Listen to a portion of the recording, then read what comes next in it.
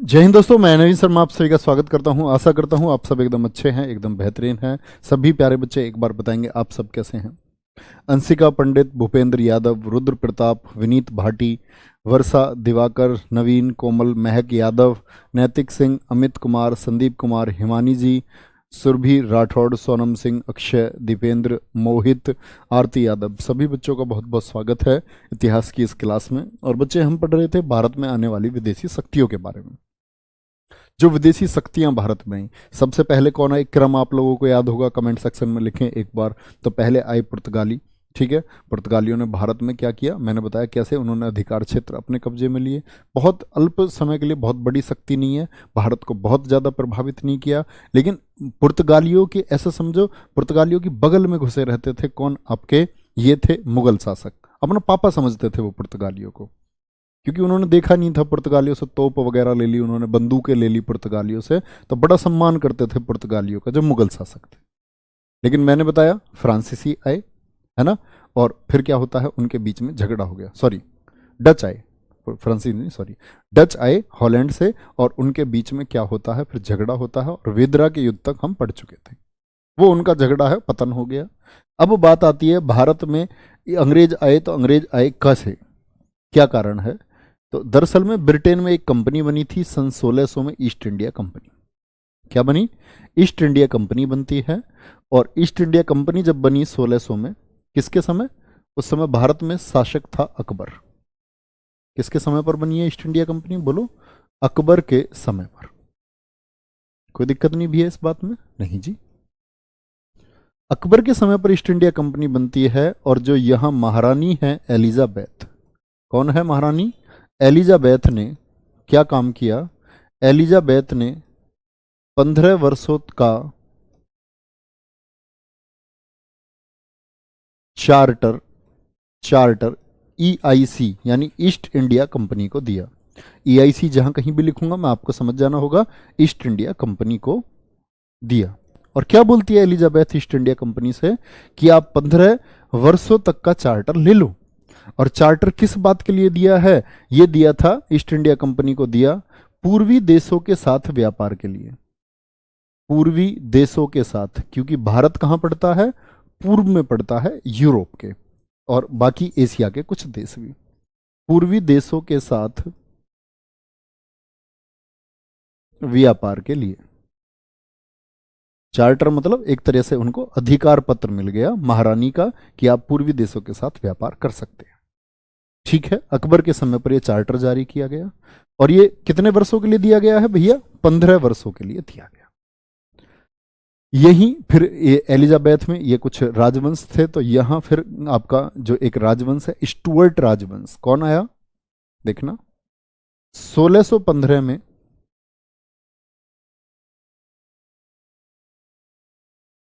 Stuart वंश के शासक जेम्स प्रथम,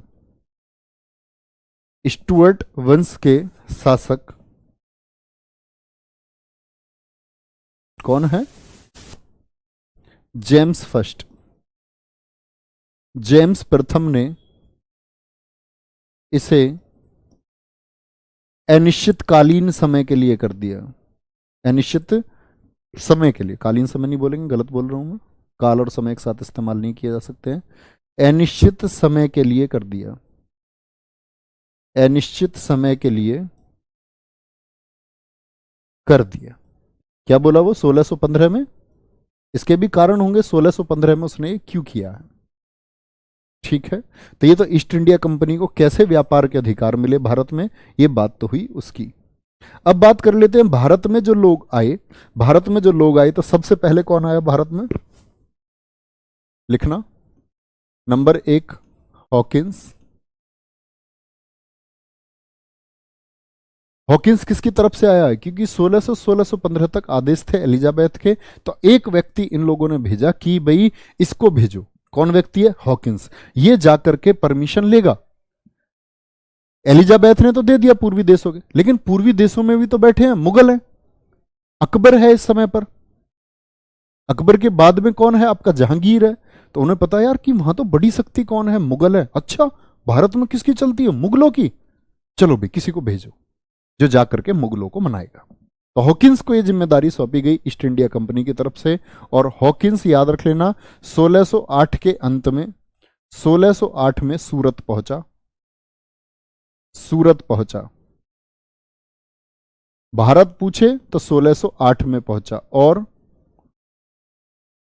मुगल दरबार में 1609 में, मुगल दरबार लगता था आपका फतेहपुर सीकरी में उस समय, मुगल दरबार में 1609 में पहुंचा। और बहुत समय से ये ब्रिटेन में कोशिश चल रही थी ईस्ट इंडिया कंपनी की, इसको भेजा जाए भेजा जाए। तो ये इस प्रक्रिया में इतना डिले हो गया कि ये जो पत्र ये लेकर के आया था वो पत्र अकबर के नाम था। लेट होते होते बाद में चला और फिर ये आता है भारत में। पत्र किसके नाम पर था? अकबर के नाम पर। तो इसने पढ़ा, ईस्ट इंडिया कंपनी के लालच लिखे, किसके लिए? जहांगीर के दरबार में ये पहुंचा। किसके समय में? जहांगीर के समय में। जहांगीर आ गया था ना अकबर के बाद में, 1605 से 27 तक जहांगीर के समय में ये पहुंच जाता है। लेकिन जहांगीर ने इसको परमिशन नहीं दी। जहांगीर ने इसको परमिशन नहीं दी। सिर्फ क्या हुआ, हॉकिंस ने जाकर के, कहते हैं तुर्की का बड़ा अच्छा जानकार था ये अंग्रेज, तो एक अंग्रेज ने तुर्की भाषा में जब बात की जहांगीर से, तुर्की में, उसने कही अरे यार उर्दू बोल रहा है अंग्रेज, पूरा चिट्टा आदमी, उर्दू। उसने बोला भाई ये अंग्रेज खान है, ये इंग्लिश खान है। ठीक है, हॉकिंस को जहांगीर ने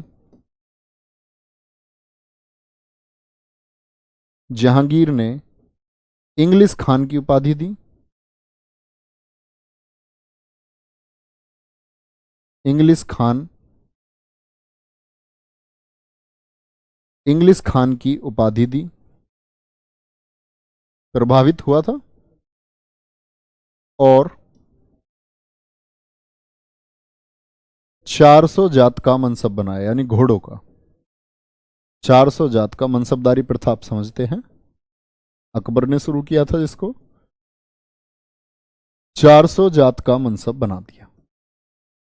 लेकिन क्या ये सफल हो पाया परमिशन लेने में? नहीं। क्यों नहीं? क्योंकि इस समय तक प्रभाव था पुर्तगालियों का, और मुगलों के पापा कौन थे? पुर्तगाली। पुर्तगाली डरते थे मुगल, क्योंकि अंग्रेजों का भी आगमन हुआ। अंग्रेज अभी शक्तिशाली नहीं है, अभी वो भारत में जस्ट एंटर हुए हैं, वो हाथ जोड़ के एंटर हो रहे हैं। अंग्रेज चालू तो हैं, देखना हाथ जोड़ जोड़ के क्या करेंगे। तो अभी जहांगीर को लगता है कि पुर्तगाली मजबूत हैं, तो कहने की मतलब है ये वापस चला जाता है जहांगीर 1611 में। क्या बोलोगे? 1608 में आया और 1611 में वापस चला गया। क्या बोलोगे? हॉकिंस 1611 में वापस। ईस्ट इंडिया कंपनी ने सोचा यार बात नहीं बनी ये तो फिर 1600 में आगे, 1611 में इन्होंने, जब ये वापस पहुंच गया तो मिडल्टन को भेजा। बताया था ना मैंने आपको, मिडल्टन, जहांगीर को पढ़ रहे थे हम, ये मिडल्टन है। मिडल्टन को भेजा। इसने सोची कि भाई ये जो मुगल है ये ऐसा नहीं मानेंगे, इन्हें मनाने का तरीका कि पहले पुर्तगालियों को हराना पड़ेगा, तभी तो ये जो पापा जी कहते हैं इनको पुर्तगालियों को, तभी तो इन्हें पता चला कि पापा कमजोर है। तो मिडल्टन को भेजा, और मिडल्टन लड़ता है यहां स्वाली वाले क्षेत्र में एक युद्ध, और स्वाली के युद्ध में पुर्तगालियों को हरा देता है। तो क्या लिखेंगे? स्वाली वार में पुर्तगालियों को हराया। तब जहांगीर को पता चला, अरे यार आई एम सॉरी, ये तो अंग्रेज ही हैं, पापा जी हरा दिए जिन्होंने। पुर्तगालियों लिखना, सॉरी बहुवचन लिखना, पुर्तगालियों को हराया। तो अब प्रभावित हो गया, और इसी प्रभाव का फायदा उठा करके अंग्रेजों ने क्या किया था? 1611 में इसी मौके का फायदा उठा करके दक्षिण भारत में अपनी व्यापारिक कोठी खोल ली थी। व्यापारिक कोठी मतलब गोडाउन, फैक्ट्री नहीं। फैक्ट्री का मतलब होता है जब प्रोडक्शन होने लग जाए, उत्पादन होने लग जाए, ये अपनी मिल वगैरह लगा लें, व्यापारिक कोठी, गोडाउन बना लिया, भैया हमें एक छोटी सी जगह दे दो यहां। तो 1611 में क्या किया था? 1611 में मसूलीपट्टनम में, अंग्रेजों ने मसूलीपट्टनम में मसूलीपट्टनम में अस्थायी व्यापारिक कोठी खोली। अस्थायी व्यापारिक कोठी खोली। कभी भी बच्चे इस बात को गलत मत करना। कहां है मसूलीपट्टनम? आंध्र प्रदेश में। ठीक है जी। तो धीरे धीरे प्रभाव बढ़ रहा है, जहांगीर भी प्रभावित हो रहा है कि भाई हाँ, अंग्रेज ताकतवर हैं, ये जो तोप गोले बंदूकें अंग्रेजों के पास अच्छे हैं, पुर्तगालियों से भी मिलना जुलना हो जाता है बढ़िया अंग्रेजों से। 1611 में अस्थायी व्यापारिक कोठी, यानी अंग्रेजों के पंख फैलने लग जाएंगे। 1613 में इसी को क्या कर दिया था इन्होंने? 1613 में सूरत, गुजरात में, मौके की नजाकत को देखते हुए अंग्रेजों ने सोचा बेटा ये मौका अब स्थायी भी कर लो इसको। पहले तो ऐसी परमानेंट नहीं थी। सूरत में स्थायी व्यापारिक कोठी स्थापित की। व्यापारिक कोठी, गोडाउन। ठीक है, इतनी बात में कोई दिक्कत नहीं होनी चाहिए। इसी क्रम को आगे चलते हुए फिर कौन आता है? तो मिडलटन के समय पर काफी चीजें ये लोग व्यापार करने लग गए और जहांगीर का सपोर्ट इनको मिलने लग गया। लेकिन अभी चीजें ऑफिशियल नहीं हुई है, पूरा कंट्रोल नहीं है। पूरे कंट्रोल के लिए कि भाई इस जहांगीर अभी भी दक्षिण में, देखो दक्षिण में गुजरात में, भाई सारा कंट्रोल लेना है। किसको भेजा जाए? तब भेजा जाता है थॉमस रो को। 1615 में थॉमस रो बोले या टॉमस रो बोले, टॉमस रो जहांगीर के दरबार में आया।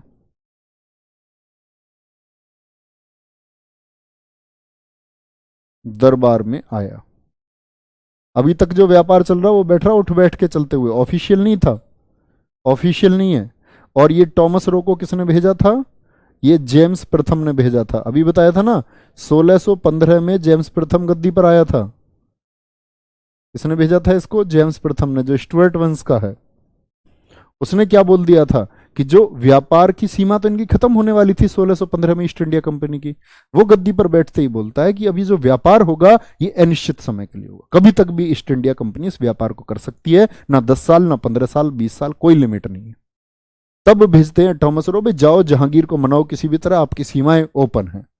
तब ये आता है और ये वो व्यक्ति है जिसने जहांगीर को कंप्लीटली मना लिया था। ऑफिशियल परमिशन इसने जहांगीर से ले ली थी। ओके, बहुत शानदार। चलो चलो भाई, तुम्हारा कमेंट देख लेता हूं एक आध मिनट।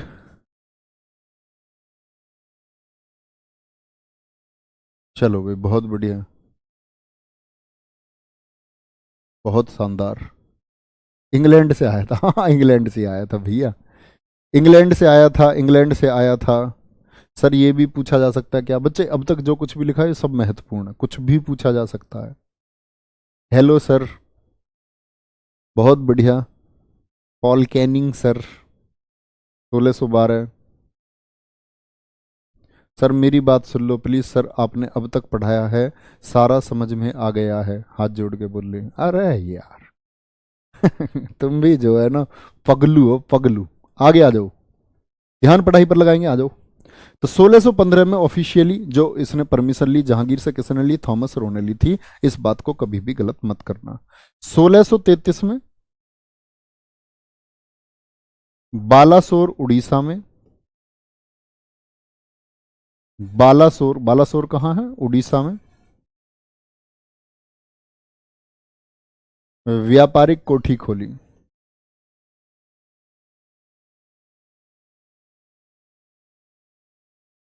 व्यापारिक कोठी खोली। और आपसे कोई क्वेश्चन पूछे पूर्वी भारत में, पूर्वी भारत यानी उड़ीसा, पूर्वी भारत में अंग्रेजों की पहली कोठी कहां स्थापित हुई थी? तो क्या आंसर कमेंट सेक्शन में बोल दो सारे एक बार, कहां स्थापित हुई थी? बालासोर उड़ीसा में 1633 में स्थापित हुई थी भैया। कोई दिक्कत? कोई भी दिक्कत नहीं होनी चाहिए। इसके बाद में आते हैं 1717 में फर्रुखसियर ने, अच्छा, फर्रुखसियर का काल बताओ मुझे, कब से कब तक था? मैंने सारे मुगल सम्राटों के बारे में आपको पढ़ाया। 1717 में फर्रुखसियर ने, 1717 में क्या करता है? फर्रुखसियर ने दस्तक जारी किया। बड़ी बात यह है, दस्तक जारी किया, घोषणा पत्र जारी करेगा। ये क्या है ये Dastak? What is this Dastak? Balasore, Balasore Orissa. बहुत शानदार बच्चे। चलो, फिंच कब आया था? फिंच आया था बेटा अकबर के टाइम पे, 1583 में। अकबर पढ़ो क्लास में पहले, तब देखो मैं पढ़ा दिया आपको फिंच। रॉल्फ फिच, फिच बोलते रॉल्फ फिच, 1583। उसका कोई मतलब नहीं, उसके बाद में ईस्ट इंडिया कंपनी बनी है। तो हम ईस्ट इंडिया कंपनी और अंग्रेजों के व्यापार को समझ रहे हैं अभी। तो 1717 में फर्रुखसियर ने क्या जारी कर दिया? क्योंकि फर्रुखसियर था भैया कब से? 1713 से 19 तक अंग्रेज व्यापार करते रहे। सन 1615 में थॉमस रोज जहांगीर के समय से लगभग 100 साल तक अंग्रेज व्यापार कर रहे हैं। ओपन व्यापार हो चुका है, कोई दिक्कत नहीं है।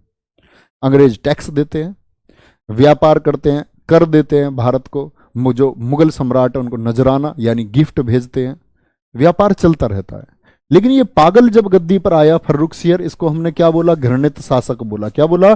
घृणित शासक बोला।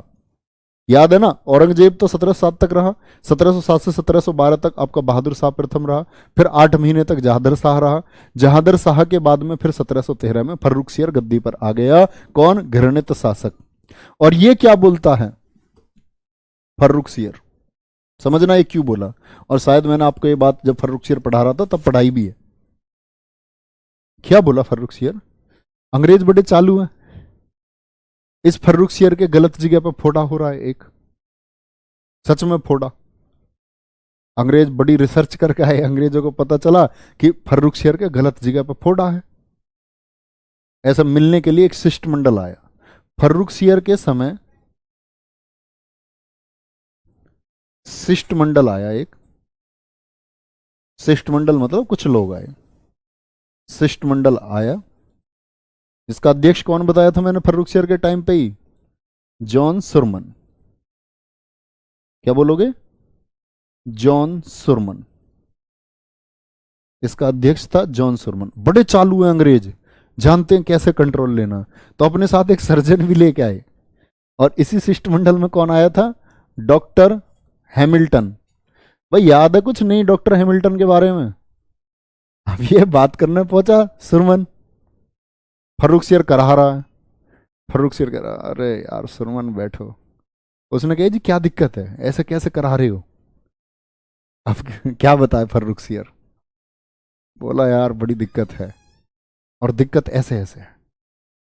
उसने कहा जी कोई दिक्कत नहीं है, डॉक्टर हमारे साथ है। अच्छा, डॉक्टर लेकर आए हो? बोले दुनिया के सबसे बेहतरीन चिकित्सक है, कर दे ट्रीटमेंट फर्रुखसियर का। चीर फाड़ टांके वाके सब ओके एकदम। तो भैया कहने की बात है, फर्रुखसियर बड़ा खुश हुआ उस दर्द से, छुपा रहा था बेचारा अपने उस दर्द को। और अंग्रेजों को पता था, तो बड़े चालू स्टडी करके चलते थे अंग्रेज कि भाई क्या होगा प्रभाव इस चीज का। तो कहते हैं फर्रुखसियर बड़ा राजी हुआ, यहाँ फर्रुखसियर खुश हो गया। और फर्रुखसियर ने क्या कर दी? 2 अनाउंसमेंट कर दी। और 2 अनाउंसमेंट में क्या बोला? 10,000 में तो गुजरात दे दिया इनको, 10,000 में, 10,000 वार्षिक मतलब एनुअली, 10,000 रुपए वार्षिक में। वार्षिक में जो सूरत ये लोग व्यापार कर रहे थे ना, सूरत के सभी कर माफ। बोला हमारे पास बहुत पैसा है, कोई दिक्कत थोड़ी है, तुमने हमारी इतनी मदद की है, हमें दर्द से मुक्ति दी है, सभी कर माफ। जो टैक्स दे रहे थे सूरत से, तब से टैक्स देते आ रहे थे, कब से? 1613 से। और कब तक? 104 साल तक इन्होंने टैक्स दिया, सब मुगलों ने लिया। फर्रुखसियर ऐसा पागल, एक फोड़े के चक्कर में दस्तक दे गया। ठीक है, चलो फिर और क्या किया इसने? 3,000। सर जी हिस्ट्री कब तक खत्म करोगे? मैं 20 बार कमेंट कर चुका हूं बच्चे, हिस्ट्री में कम से कम 5 साल पढ़ाऊंगा अभी। 5 वर्ष लगेंगे बच्चे मुझे अभी हिस्ट्री खत्म करने में। अब देख लो, वो थम्स अप करो जो 5 साल तक इतिहास पढ़ना चाह रहे हैं, और वो थम्स अप मत करना जो अभी अल्प बुद्धि है, जो विकसित नहीं है। अरे ऐसे क्लास फिक्स होती है क्या? बड़ा भी चल जाएंगी, 15 क्लास होंगी लगभग, 14-15 क्लास अभी इतिहास की होंगी। क्या हो तो 3-4 क्लास में खत्म कर दूं। वो सब कुछ मेरे हाथ की बात है। 10,000 वार्षिक से सूरत के सभी कर माफ। 3,000 में, 3,000 वार्षिक है ये भी, बंगाल, बिहार, उड़ीसा के, मतलब ये कर मुक्त व्यापार दे दिया। उड़ीसा में लिख लेना, के नहीं, में ठीक रहेगा। उड़ीसा में कर मुक्त, कर मुक्त मतलब टैक्स फ्री बिजनेस अब आप कर सकते हो, आपसे कोई टैक्स नहीं लेंगे, इकट्ठे 3,000 रुपए दे दो, आप हमारे मित्र हो। और इसी सारी चीज को हम बोलते हैं, ये जो दो चीजें हुई है ना, इसी को हम बोलते हैं फर्रुखसियर का दस्तक, जिसकी वजह से लोग इससे घृणा करते हैं कि अंग्रेजों के आगमन का सबसे बड़ा कारण ये हुआ। देखा कितने प्यारे बच्चे कह रहे जी 5 साल पढ़ने को तैयार है। नहीं बच्चे, अभी 10-15 क्लासेस में हम इसको खत्म कर लेंगे। परीक्षा नहीं देनी क्या? 5 साल पे थम सब करके बता रहे, सब कर रहे हैं। नहीं, 5 साल नहीं, पढ़ते रहेंगे ऐसे ही। चलो भाई, उड़ीसा में कर मुक्त व्यापार, 3,000 में तो बहुत गलत काम किया अंग्रेजों को, इसने ही बढ़ावा दिया। और यही दस्तक जो है, दस्तक जो है ना, दस्तक के कारण बनेंगे भविष्य में, जिसकी वजह से क्या होगा, आपका प्लासी का युद्ध होगा, प्लासी वॉर होगा, जिसकी वजह से आपका बक्सर वार होगा, बक्सर युद्ध होगा। और इसी का जब मैं आपको बंगाल के नवाब पढ़ाऊंगा, तो बंगाल के नवाबों में मैं आपको पढ़ाऊंगा दस्तक का विरोध करने वाला बंगाल का नवाब बनेगा अलीवर्दी खां, जो बोलेगा नहीं रे, बंगाल में ऐसे ऐसे टैक्स फ्री बिजनेस नहीं करते रहे गोरे, अंग्रेज नहीं कर सकते। फिर सिराजुद्दौला भी विरोध करेगा, जिसके लिए बक्सर का युद्ध होगा। बाद में मीर कासिम भी विरोध करेगा आपका, मीर कासिम भी फिर विरोध करेगा, सॉरी सिराजुद्दौला में मैंने गलत बोल दिया थोड़ा सा, तो प्लासी की बात कर रहा था मैं। 1764 मीर कासिम ये बोलेगा कि ये जो टोटल व्यापार है ना, ये सबको एंट्री कर देगा मीर कासिम, जितनी भी शक्ति हैं, चाहे अंग्रेज हो, चाहे गोरा हो या काला हो या भूरा हो या पीला हो या नीला हो या लाल हो, बोलेगा सब आके व्यापार कर लो। मीर कासिम ये बोल देगा बंगाल में, वो बंगाल के नवाबों में पढ़ेंगे।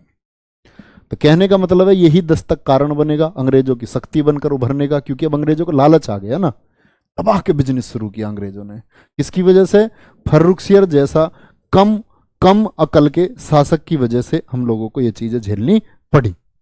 चलो, यही बच्चे फिर हम बोलते हैं किसकी बात हुई? डेनिस की। अभी अंग्रेजों की बात आगे करेंगे, अब डेनिस समझ लो। डेनिस कहां से आए थे बताना जरा फटाफट से।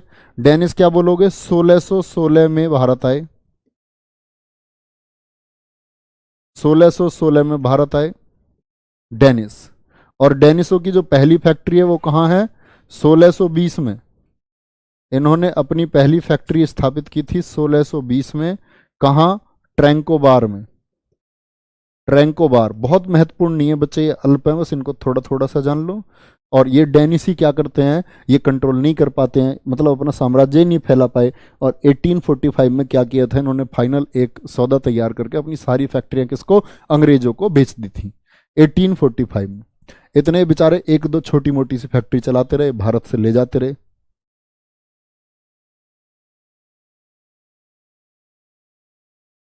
ठीक है जी। ऐसे ही भैया भारत में आए फ्रांसीसी। कौन आए? फ्रांसीसी। कहां से आए फ्रांसीसी? फ्रांस से आए। ये कब आए? 1664 में स्थापना की थी इन्होंने, 1664 में, नहीं 1664 नहीं, 1668, सॉरी 1668 में पहली फैक्ट्री, 1664 अभी बताऊंगा। पहली फैक्ट्री इन्होंने बनाई, और वो व्यक्ति था जिसने स्थापित की थी, फ्रैंकोइस कैरो। फ्रैंकोइस कैरो ने स्थापित की थी। और याद रख लेना, जो फ्रांसीसी कंपनी है वो स्थापित हुई थी 1664 में। चलो, यहां तक की बात में किसी मेरे लाल को कोई दिक्कत? अंग्रेजों का आना समझ गए होंगे, कैसे अंग्रेजों ने बिजनेस अपना शुरू करने के लिए, फैलाने के लिए कैसे कैसे परमिशंस ली, तो वो सारी बातें भी आपके समझ में आई होंगी। मुगलों के पास दिमाग नहीं था क्या सर? मुगलों के पास दिमाग होता तो बात ही कुछ और नहीं होती। बहुत बढ़िया भाई, बहुत बढ़िया। कहाँ से आए थे? डेनिस, डेनमार्क से आए थे। सभी बच्चों का आंसर ठीक है। गुरुजी, जिस दिन तक नौकरी ना जाऊं उस दिन तक इतिहास पढ़ना चाहता हूं। बहुत बढ़िया।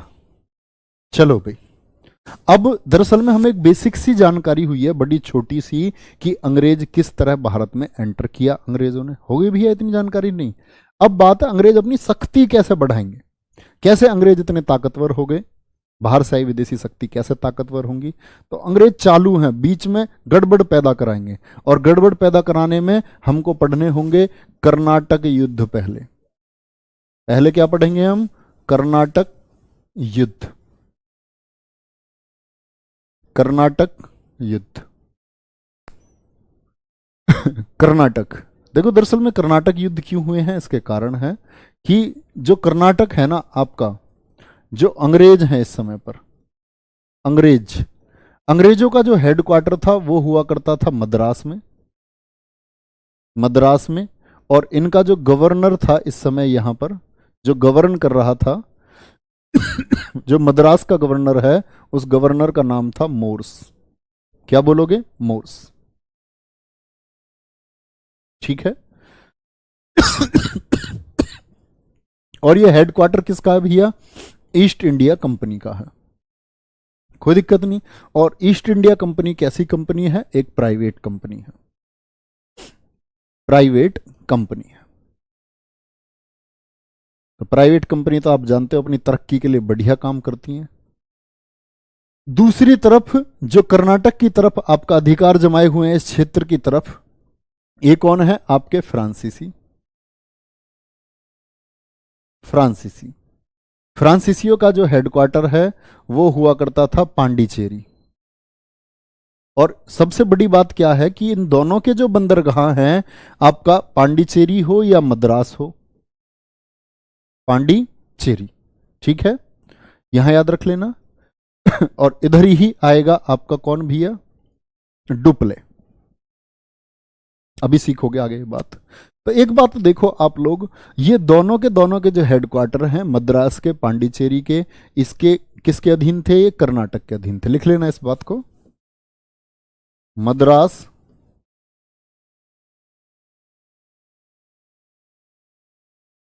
पांडिचेरी के बंदरगाह जो पोर्ट थे,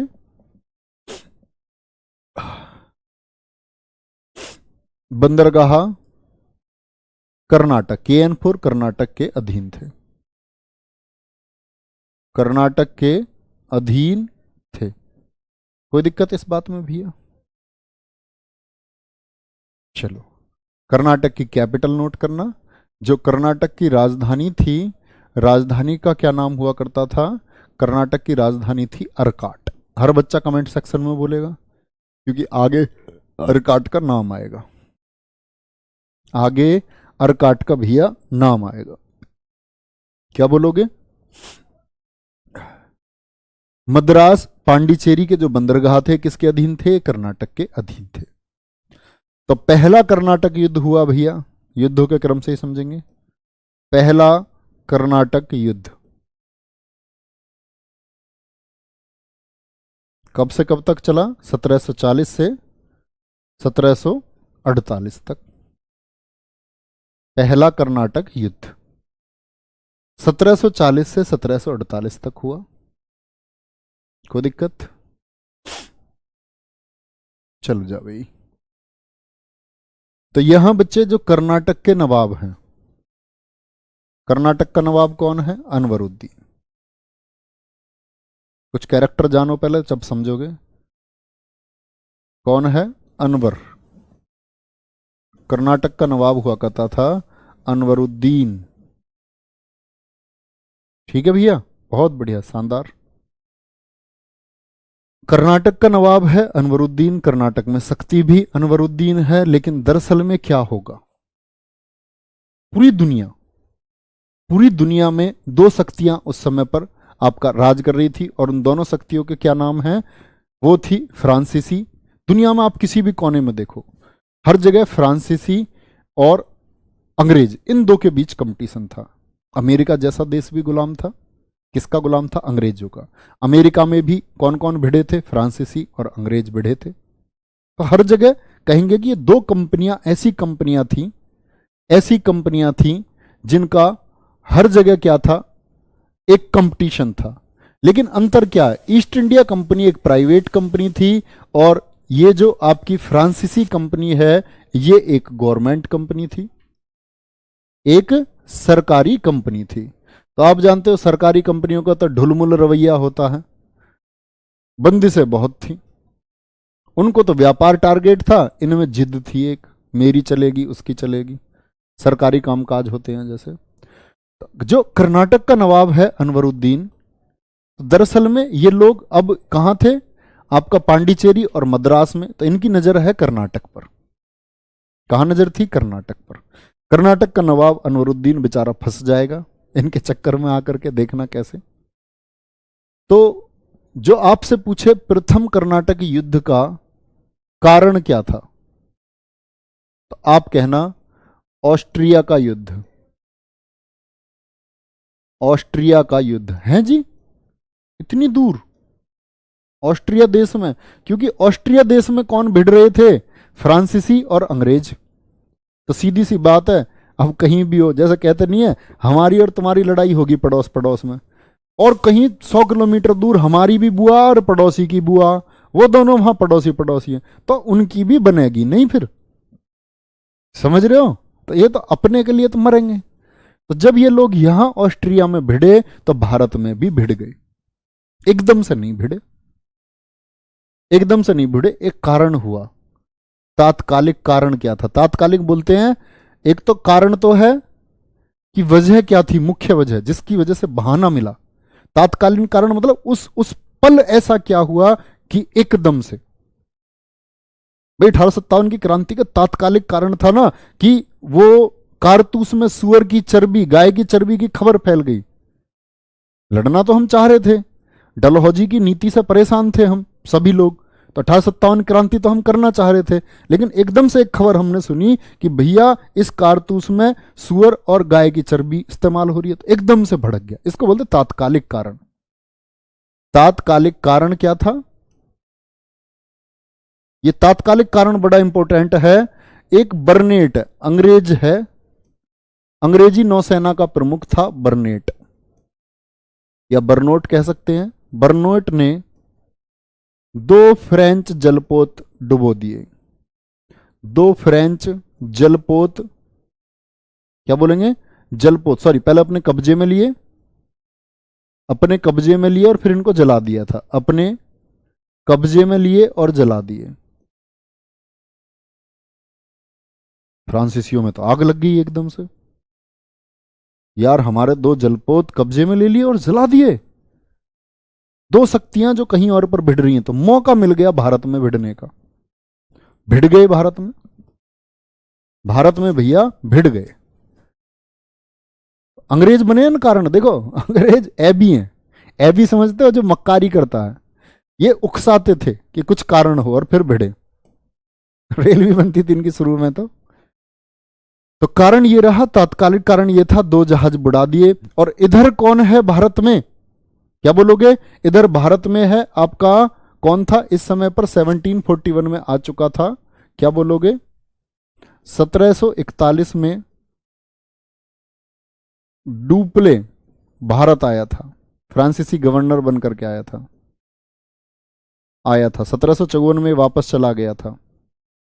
क्यों जाएगा वो आज ही समझ जाओगे आप। तो 1741 में डुप्ले आया, और डुप्ले कौन है? ये एक फ्रांसीसी गवर्नर है, फ्रांसीसी गवर्नर। डुप्ले को ये काम सौंपा गया कि आपको देखना है कर्नाटक में अंग्रेज जो ऐबबाजी कर रहे हैं ना, इसको देखो जाकर के खत्म करो। तो इसने क्या वो समझा कि ये डुप्ले जो है, डुप्ले बुलाता है लाबुडाने को। लिखना इस बात में, डुप्ले ने लाबुडाने, लाबोर्दिनो भी बोलते हैं, लाबुडाने, क्या नाम है? लाबुडाने। ये कौन था? ये भी दरअसल में एक फ्रांसीसी गवर्नर है, लेकिन मॉरिशस देश में। उस समय मॉरिशस भी फ्रांस के कब्जे में हुआ करता था, तो ये मॉरिशस का गवर्नर है। तो इसने बोला कि भाई मदद करो आकर के। ला बुडाने की मदद से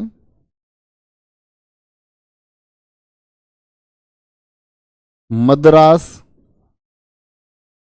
को अपने कब्जे में ले लिया,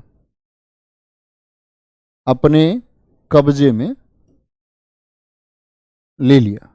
देखा, अनवरुद्दीन बेचारा ये कह रहा है यार हो क्या रहा है ये, अरे मेरी जगह ये अपने आप लड़ रहे हैं, कोई किसी को हत्याने के चक्कर में, कोई किसी, मुझे कोई कुछ समझ ही नहीं रहा। तो इन्होंने ले लिया भैया मद्रास को कब्जे में। कुछ समय तक इन दोनों की बनी नहीं, डुप्ले और लाबुडाने की। तो ये लाबुडाना क्या करता है, लाबुडाने ने 4 लाख पाउंड लेकर के, 4 लाख पाउंड लेकर के बोला था, क्या पाउंड लेकर के ईस्ट इंडिया कंपनी को मद्रास दे दिया। अब फिर से कौन लड़ गया, अब अकेला पड़ गया ना भाई, लाबुडाने तो चला गया, अब अकेला पड़ गया कौन, डुप्ले। अब डुप्ले को दिखता है यार अब तो अंग्रेजों को हराने का तरीका कौन है, अपने साथ मिला लेता हूं अनवरुद्दीन को। अनवरुद्दीन से कहता है कि जो मद्रास किसके अधीन चला गया है, अंग्रेजों के, ये मद्रास में जीत करके तुमको दूंगा बाबूजी। अनवरुद्दीन मान जाता है और वापस जीत भी लेता है डुप्ले, लेकिन अनवरुद्दीन से जो वादा किया उससे झूठ बोल देता, कहता मैं तो नहीं दे रहा, मैंने तो मजाक करी जी आपके साथ में। ठीक है, अब देखो ध्यान से क्या होगा, समझ रहे हो। कर्नाटक का नवाब कौन कौन भिड़ रहे हैं, इधर आपका बुडाने है, ये बात याद रख लेना। और डुप्ले भारत आया था फ्रांसीसी गवर्नर बन करके, और फ्रांसीसी गवर्नर में भी कहां का गवर्नर बना था ये याद रख लेना, डुप्ले पांडिचेरी का गवर्नर था। ये कहां का, पांडिचेरी, इनका हेडक्वार्टर था ना वहां, पांडिचेरी का गवर्नर बना था ये। कहां का गवर्नर बना था, पांडिचेरी का गवर्नर ये बन गया था, ये बात आपको याद रख लेनी है। ठीक है, अब क्या होता है, मैंने बोला अनवरुद्दीन से जो वादा इसने किया तो निभाया नहीं, वादा किया तो निभाना पड़ेगा, गलती कर दी ना। तो क्या होता है दरअसल में, अब लड़ाई होती है किसके बीच में, जिसको हम बोलते हैं सेंट टोमे का युद्ध। सेंट टोमे का युद्ध कब हुआ था, 1748 में हुआ था सेंट टोमे का युद्ध। क्यों हुआ, क्योंकि अपनी जुबान से पलट गया था कौन, डुप्ले। तो इधर अनवरुद्दीन का बेटा है। यह सेंट टोमे का युद्ध किस किस के बीच हुआ है, सेंट टोमे का युद्ध हुआ, इसमें 2 पार्टी हैं भैया। एक कौन है आपकी महफूज खान, महफूज खान, और एक तरफ कौन है आपकी वर्सेज में था आपका फ्रांसिस, फ्रांसिस। महफूज खान कौन है, अनवर का बेटा है, कि भाई मद्रास हमारा है और तुमने वैसे ही आके उंगली कर दी यहां है, मेरा है मेरा है, हमसे वादा कर रहे हो हमारी चीज का और दे भी नहीं रहे हो। फिर अनवरुद्दीन का बेटा। फ्रांसीसियों की तरफ से कौन था इधर, पैराडाइस, पैराडाइस। फ्रांसीसी मजबूत थे, सीधी सी बात है, महफूज खान को इन्होंने पराजित कर दिया, पराजित कर दिया इन्होंने। और तो यही फिर हुई थी भैया 1748 में, सेंट टोमे युद्ध के बाद में 1748 में हुई थी एक्सला सेपेल की संधि, एक्सला सेपेल की संधि। समझ रहे हो आप क्या बवंडर करा है इन्होंने, खम खम बेचारा कर्नाटक का नवाब अपने आराम से ठीक है, जाकर के दोनों भिड़ गए हो। भिड़े क्यों है, क्योंकि ऑस्ट्रिया में अपने भिड़ रहे थे तो यहां भी भिड़ गए। छीना झपटी मच गई किसके लिए, मद्रास के लिए। कभी अंग्रेजों को जा रहा है वो, कभी वो डुप्ले को जा रहा है। फाइनली किसके हक में आ गया, फ्रांसीसियों ने जीत लिया उसको। फ्रांसीसियों ने जीता तो फ्रांसीसियों ने वादा किया कि अनवरुद्दीन आपका मद्रास है, आपको लौटाएंगे, लेकिन डुप्ले अपनी बात से पलट गया। तो इसीलिए युद्ध हुआ सेंट टोमे का युद्ध। फ्रांसीसियों की तरफ से नेतृत्व किसने किया, पैराडाइस ने। जीतता कौन है, फ्रांसीसी जीते, फ्रांसीसी जीते। हार गया बेचारा महफूज खान। अब देखो, अब एक और नया कमाल।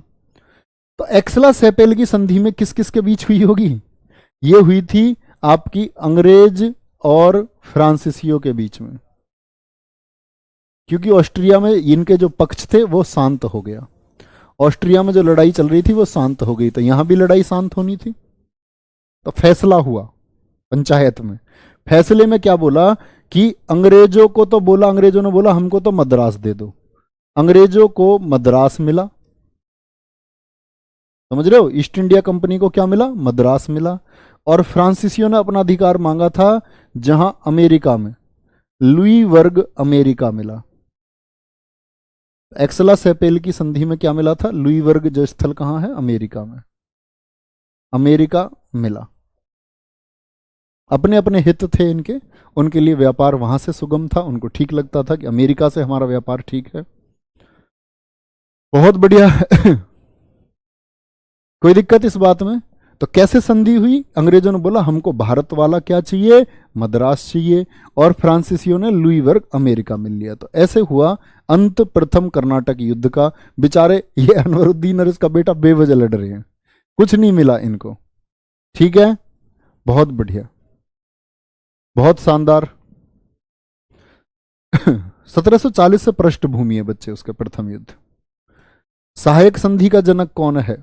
बहुत अच्छा क्वेश्चन पूछा है एक ने, जब मैं वेलेजली पढ़ाऊंगा तब बताऊंगा आपको। वास्तविक जनक सहायक संधि का डुप्ले है। कौन है? डुप्ले। लेकिन उसको बहुत अच्छे से इंडिया में जो चलाएगा बच्चे, वो वेलेजली चलाएगा। कौन होएगा? वेलेजली। सिमरन गुड़िया बहुत बहुत थैंक यू। चलो, बिल्कुल भारत आने वाला पहला अंग्रेजी जहाज रेड ड्रैगन था, सचिन यादव, बहुत शानदार। चलो भैया आगे चलें, थम्स अप करिए। पहला कर्नाटक युद्ध आप लोगों की समझ में आ गया होगा, मुझे लगता है कोई भी दिक्कत आप लोगों को इसमें नहीं हुई होगी। दूसरा कर्नाटक युद्ध, अब मुझे बस एक समझोगे तब मैं मानूंगा। मुझे बता दो प्रथम कर्नाटक युद्ध के बाद में जो मद्रास है, मद्रास पर कंट्रोल किसका हो गया? सिर्फ इतना आंसर कर दो तो मैं समझूंगा आप समझ चुके हो। दूसरा कर्नाटक युद्ध, दूसरा कर्नाटक युद्ध कब से कब तक चला? 1749 से 54 तक चला। ठीक है, 48 के तुरंत बाद एक्सला सेपेल हो गई। दोनों ने यह तय किया आपस में नहीं झगड़ेंगे अंग्रेज और फ्रांसीसी, फिर लड़ जाते हैं। पहली वाली तो हुई ऑस्ट्रिया के दुनिया में झगड़े की वजह से, लेकिन दूसरा कर्नाटक युद्ध हुआ उत्तराधिकार की वजह से। अंग्रेज इस उत्तराधिकार की लड़ाई को भुनाएंगे कैसे? एक तो इसमें दूसरे कर्नाटक युद्ध के कारण होंगे कर्नाटक का पड़ोसी हैदराबाद। यहां था हैदराबाद का निजाम। हैदराबाद में कौन था निजाम? निजामुल मुल्क। क्या नाम है? निजामुल मुल्क। निजामुल मुल्क का क्या हुआ? 1748 में मौत हो गई। 1748 में टपक गया भैया, इसकी मौत हो गई। तो हैदराबाद की गद्दी पर क्या हुआ 1748 के बाद में? उत्तराधिकार, यानी गद्दी पर अब कौन बैठेगा? तो दो लोग भिड़े। देखना इंपैक्ट बताऊंगा, आप कहोगे कर्नाटक का हैदराबाद से क्या संबंध, अभी आएगा संबंध निकल के। तो दो लोग भिड़े उत्तराधिकार की लड़ाई में। निजामुल मुल्क का बेटा, एक तो निजामुल मुल्क का बेटा, और इसके बेटे का क्या नाम है? नासिर जंग। नासिर जंग, और साथ में इसका पोता।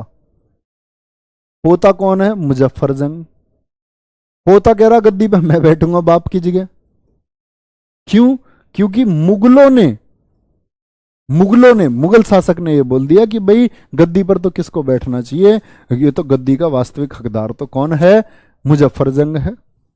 मुगल भी कलाकार थे, बीज बो दिया। तो ये नासिर जंग जो है, इस नासिर जंग का साथ कौन दे रही थी? East India company. अंग्रेजों को मौका मिला। फ्रांसीसियों का इसमें कोई रोल नहीं था, ना वो इस युद्ध में बढ़ना चाह रहे थे। लेकिन फ्रांसीसियों को क्यों शामिल होना पड़ा? क्योंकि उनको पता था कहीं ऐसा ना हो ईस्ट इंडिया कंपनी जीत गई, नासिर जंग जीत गया, तो ईस्ट इंडिया कंपनी हमसे आगे निकल जाएगी। तो वो एंटी पार्टी में जाके मिल गए। तो मुजफ्फर जंग का साथ किसने दिया? ये दिया फ्रांसीसियों ने। समझ रहे हो कैसे मजबूरी में साथ आए हैं ये लोग, अंग्रेजों के आने की वजह से ये लोग आ गए। ऐसा ही भैया कर्नाटक में हुआ। कर्नाटक में हुआ। कर्नाटक में जो झगड़ा था, मैंने बोला ना कर्नाटक का नवाब था अनवरुद्दीन, लेकिन उनके ही परिवार का एक था चंदा साहिब।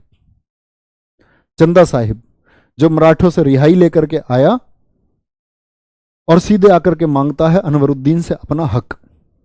तो कर्नाटक में भी ये दोनों क्या हैं, ये उत्तराधिकार के युद्ध हैं। क्या हैं? उत्तराधिकार के युद्ध। उत्तराधिकार की जो लड़ाई चल रही थी वो बता रहा हूं मैं आपको। कर्नाटक में कौन कौन भिड़ गए? अनवरुद्दीन, ठीक है, अनवरुद्दीन और वर्सेज एक था कौन? चंदा साहिब। चंदा साहिब।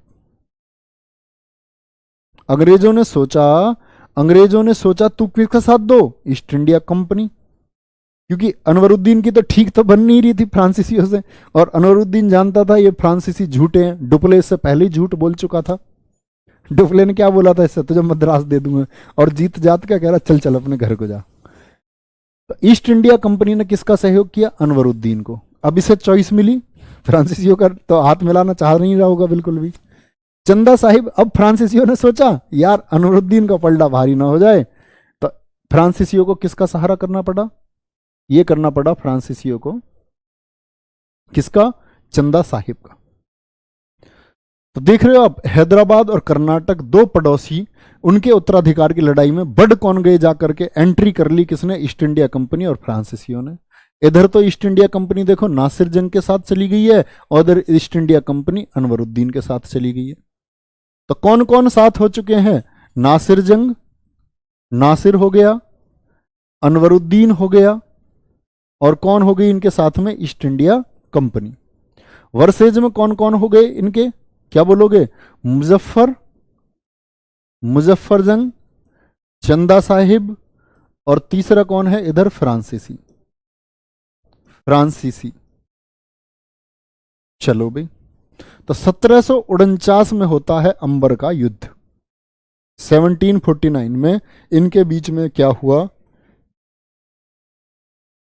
1749 में क्या हो गया भैया? अंबर का युद्ध। याद रख लेना, 1749 में अंबूर भी बोलते हैं, अंबर भी बोलते हैं, अंबूर भी बोलते हैं। अंबर का युद्ध। अंबर के युद्ध में क्या हुआ? सबसे बड़ा इंपैक्ट निकला इसमें, जो अनवरुद्दीन है ये मारा गया।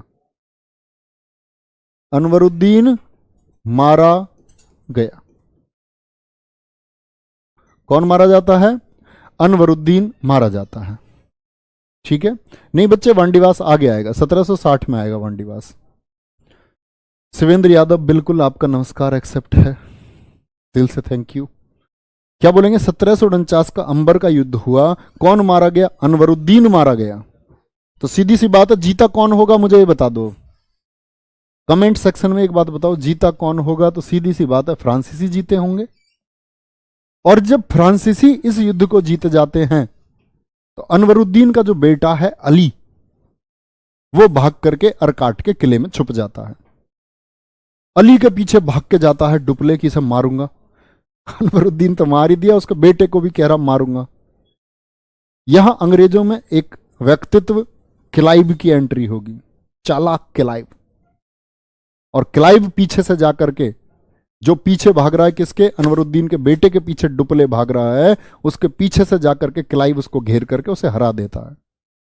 यही विफलता सामने आई किसकी? फ्रांसीसी कंपनी की, कि जैसे ही इस युद्ध को हारा डुप्ले, 1754 में डुप्ले को वापस बुला लिया गया। कब बुलाया गया वापस? 1754 में। तो याद रख लेना, दूसरे युद्ध के बाद में जो संधि हुई है, दूसरे युद्ध के बाद में जो संधि हुई 1754 में, 1754 में, इसको बोलते हैं पांडिचेरी की संधि। पांडिचेरी की संधि। फ्रांसीसी जिस युद्ध को जीत चुके थे, उसी को ये समझो जीतने के बावजूद कमजोर साबित हो गए। किसकी वजह से? क्योंकि डुप्ले हारा गया, पीछे भागता हुआ किसके द्वारा? क्लाइव के द्वारा। पांडिचेरी की संधि कब हुई थी? 1754 में। ऐसा क्वेश्चन बहुत पूछा जाता है, दूसरे कर्नाटक युद्ध का परिणाम क्या था?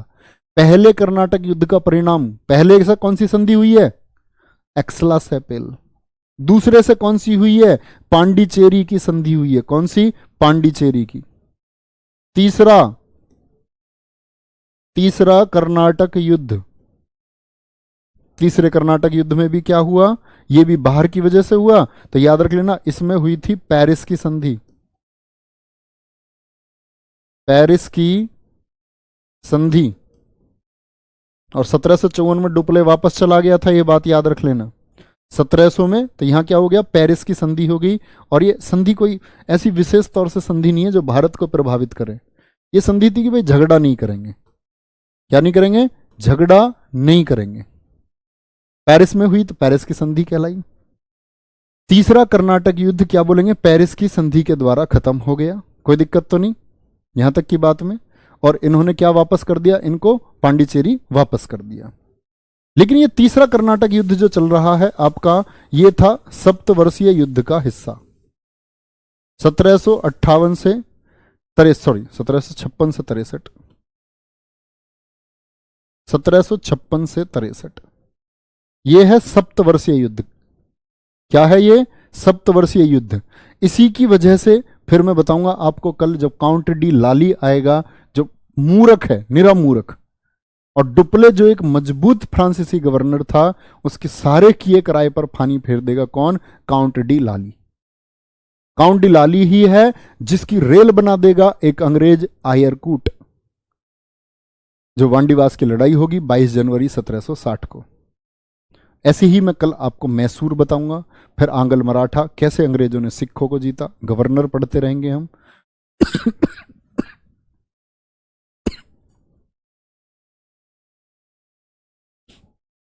तो इनके बारे में कल हम पढ़ेंगे, ठीक है। यहीं से चालू रखेंगे। ओके भैया, अपना ध्यान रखना। Bye bye, take care. जय हिंद, जय भारत।